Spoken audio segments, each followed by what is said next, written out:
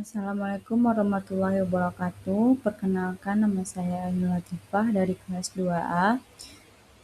Pada kesempatan kali ini, saya akan menjelaskan materi tentang membumikan Islam di Indonesia dan membangun persatuan dan kesatuan dalam keberagaman.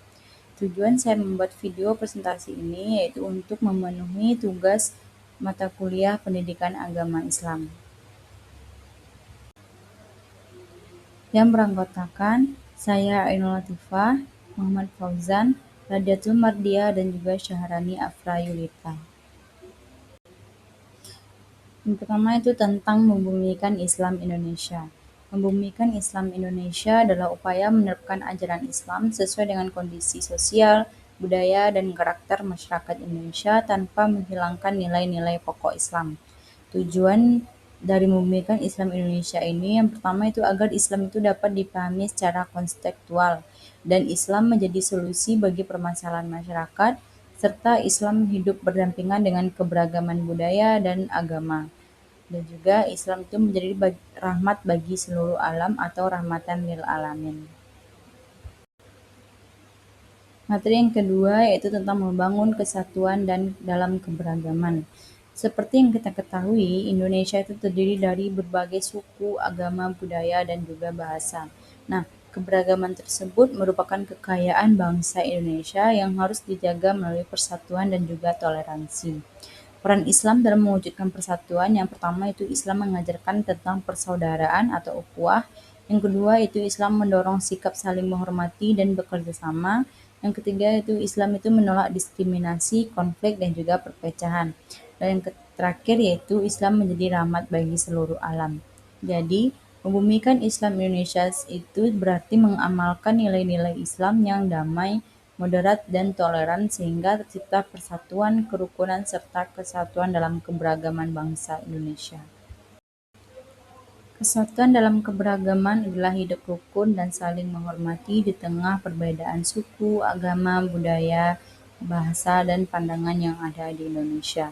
Islam mengajarkan persaudaraan, toleransi, dan keadilan sebagai dasar terciptanya kehidupan yang harmonis dan masyarakat yang beragam.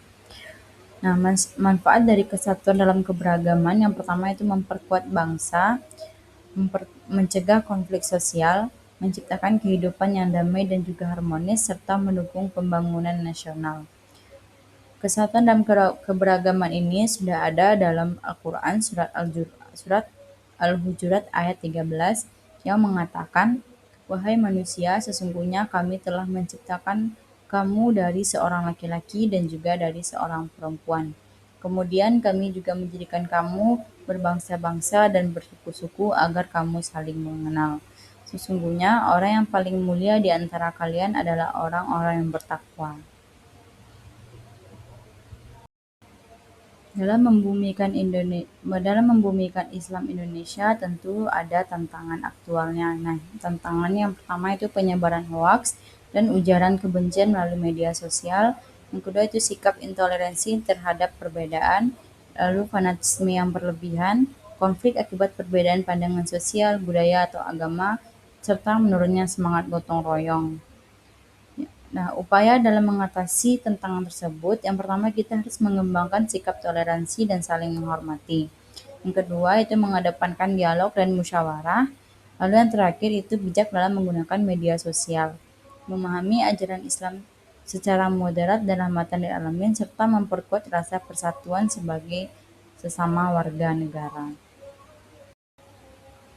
Selanjutnya itu strategi aktual membumikan Islam Indonesia dan membangun kesatuan dalam keberagaman.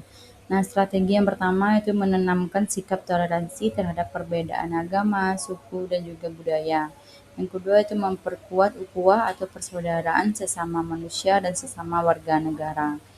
Lalu yang ketiga itu menerapkan moderasi beragama serta menghindari sikap yang ekstrim.